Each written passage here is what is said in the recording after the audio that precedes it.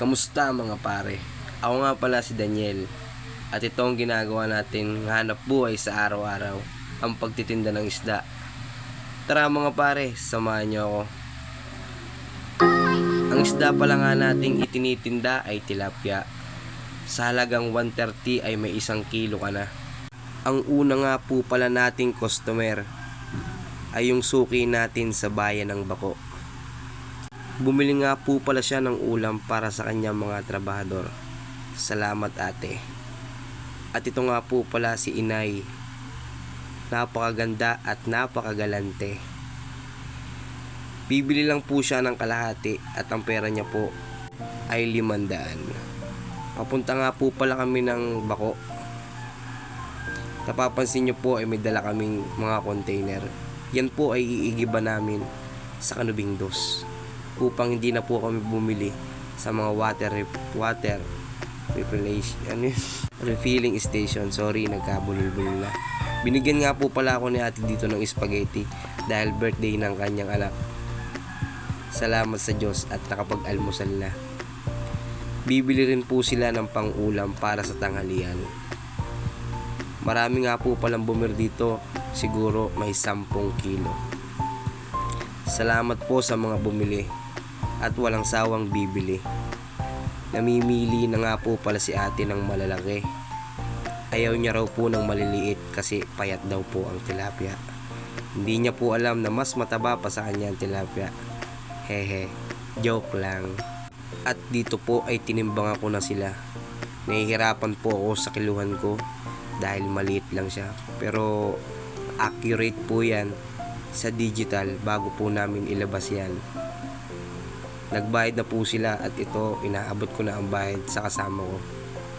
Nagtatakal pa rin po ako dahil marami po silang pamilya sa barangay na yun.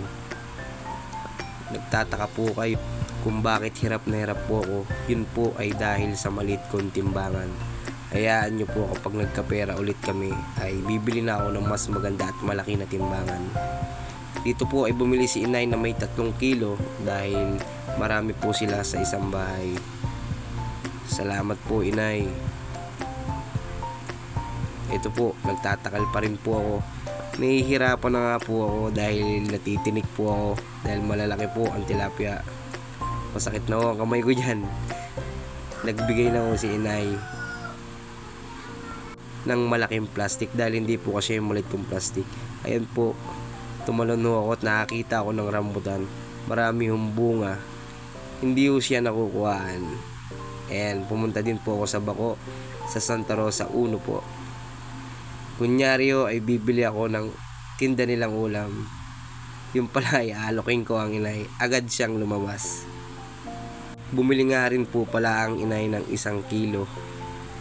Kung nakikita nyo ay namimili po siya ng maliliit dahil paninda niya. Siguro po ay may 6 na piraso ang nakuha ko dahil maliliit po ang napili niya.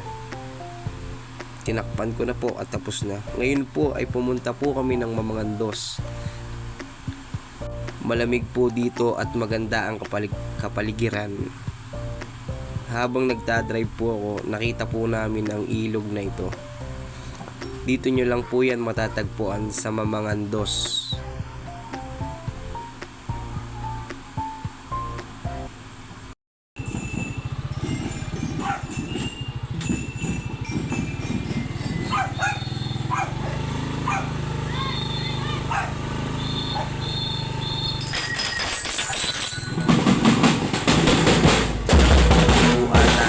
Kanilang intrams sa kanilang mga school.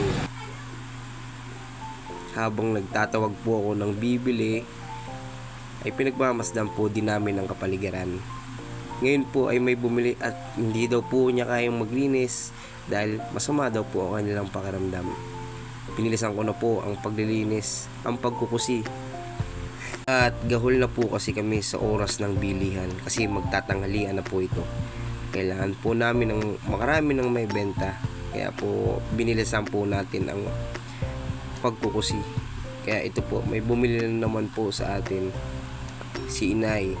Ay naubusan po kami ng plastic. Kaya ito po, inutusan ko po bumili ang kasama ko ng plastic dahil wala na po talaga kaming miski isang plastic. Sinuklian na po siya. Ayun, ang bilis po niyang maglakad. Nagkukwentuhan po kami dyan. Ito po, paalis na po ulit kami at may bumili. Ito nga pala si Inay. Sa Mamangandos din po ito. Sa may school po, bumili po siya sa akin ng 3 kilo. Tumawad nga po pala si Inay ng 10 piso kaya ibinigay ko na po. 130 rin po ang bigay ko kay Inay. 3 kilo po ang binili niya. Kaya pinili ko rin po siya ng maliliit dahil po paninda niya rin po ito. Marami po siyang binili kaya nagtataka po ang Inay kung bakit binibidyoan siya. Nakita niyo po ba? Tinimbang ako na nga po pala ang Inay. Nahihirapan po ako at napakaliit ng kiluhan ko. Kaya sabi ko po kay Inay, kuhain na yung kanyang kiluhan at doon na lang namin kiluhin. At ito po, may 3 kilo po rin po ang binili ng Inay. 3 kilo o 4. Kalimutan ko na po eh. Thank you, Inay. Ayan po. Papunta naman po kami nito ng Tiboy River. Nagmerienda muna po kami at medyo gutom na ang mga bida.